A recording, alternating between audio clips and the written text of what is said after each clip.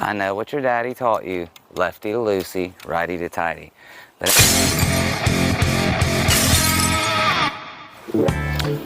what's up, DIY Nation? Welcome back to YouFloor, the channel bringing you tips and tricks to help you with your next flooring project. Now today we're going to be doing something that is not necessarily floor or actually on the job related. It involves this saw right here, the Dewalt Miter Saw.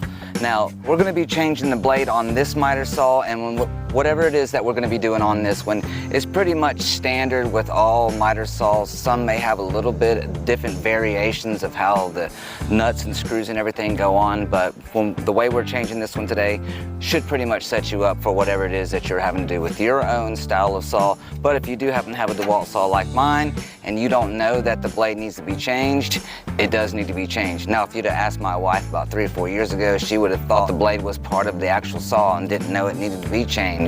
Just cut wood forever. But cutting laminate, cutting hard materials, sometimes cutting through nails or whatever you didn't know they were there, can dull the blade over time and makes for some nasty rough cuts when you're having to do some fine trim work, as we're having to do today. So before we butcher our beautiful trim on the inside, I think it's time that we change the blade, and I figure now would be a good opportunity to show some of y'all who are not aware of how to do it, how exactly to change the blade on here. So let's not waste any time and get started. Let's go. Okay, so if you did buy a Dewalt saw, most of them come with this little tool right here, and I'm sure whatever brand you bought probably provides its own style of tool. But this right here will pretty much do everything you need done as far as changing this blade goes. Alright guys, so to get started, as you can see, let me unlock this. This little thing right here needs to be able to slide up and down. This is your little safety harness right here, so it stays down, and as you pull this down, it pulls it up, okay? So this needs to be up. We need to be able to get to the little nut thing right there, okay? So the first thing we're gonna do is just loosen up this right here.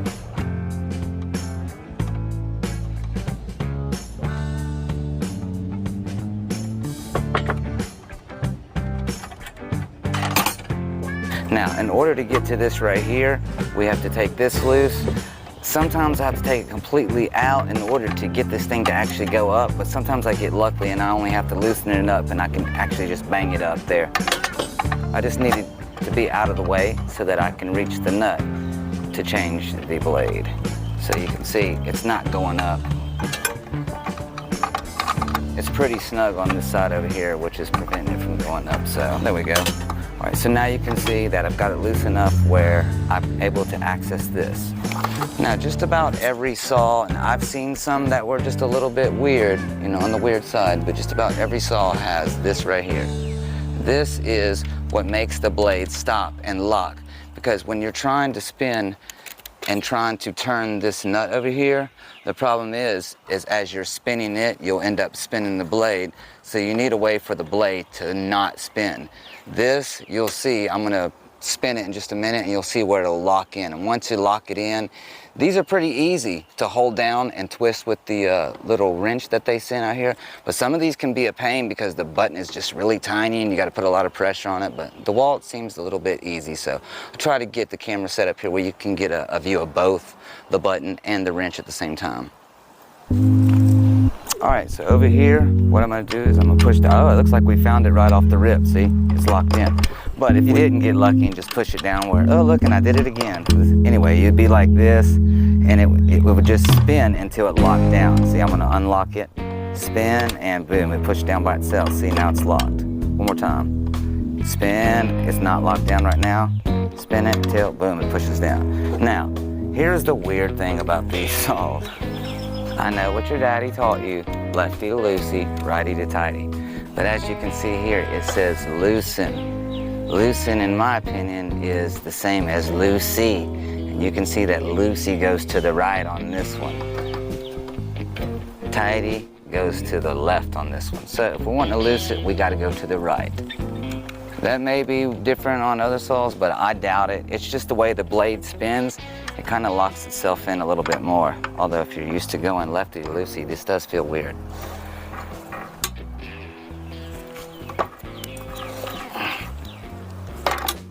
Now, what I just did, as you can see, I pushed it in and then I turned. So as long as you get it where it's turned and the tension is on it, you don't actually have to hold the button. On some models you do, but if you got it turned right there and you hold it and you got it locked in and you hold it, you can come back and crank on it, it'll stay pushed in. But we did get it loosened up.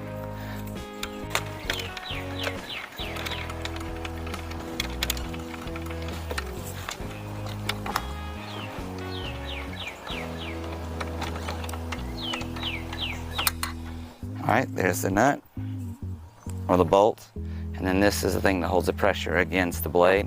Now, as you can see, I want you to take a look. There's an arrow right here on the side of the saw, okay? And there's usually an arrow on your blade. And if you'll see on our blade right here, we have an arrow on our blade, right? It's right here. So that arrow would match this right here, and as you can see, the teeth are matching the same way the teeth are on this. You don't want to do this, that's wrong. Make sure you're putting it where the arrow spins this way. The blade will cut into the wood this way. All right, this next part's easy. Just take the blade off. Boom, just pull it forward and it's out. Guys, we are halfway there. What an easy thing to do. All right, there's the blade. Now we're taking our thing that presses against the blade. Remember, it's lefty, tighty, righty, loosey here. So we're going left to tighten it up. And I just hand tighten it right there. Now, back to, I just push the button again. Because you got to push the button again to lock it back in. Again, I'm just going to spin it up.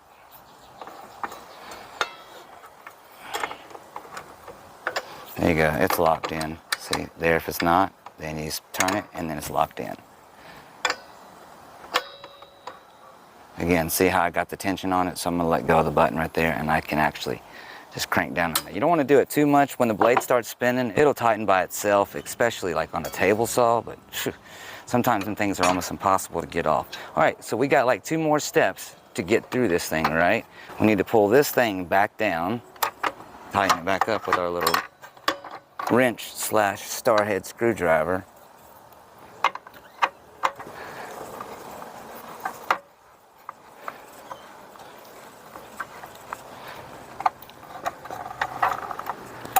And last step is this little bolt right here. I'll just go ahead and get it started just like that.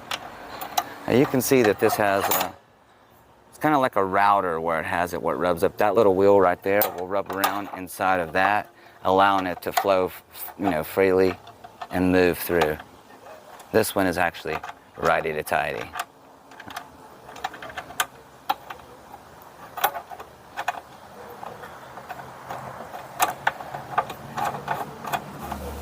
Again, I'm just going to hand tighten it until I can't tighten it anymore.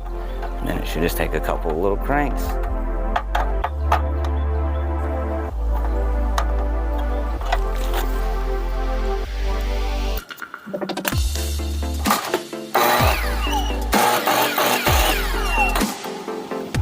All right, guys, but that's going to do it for this one. I hope you learned something, and I hope I brought you some value. If so, go ahead and smash the like button for me. Help me out with the YouTube algorithm. And also, if you want to see more videos like this, don't forget to subscribe to the channel and turn on notifications so you can become part of the DIY family. That's going to do it for this one, guys, and I hope to see you on the next one. Until then, take care and stay safe. Peace.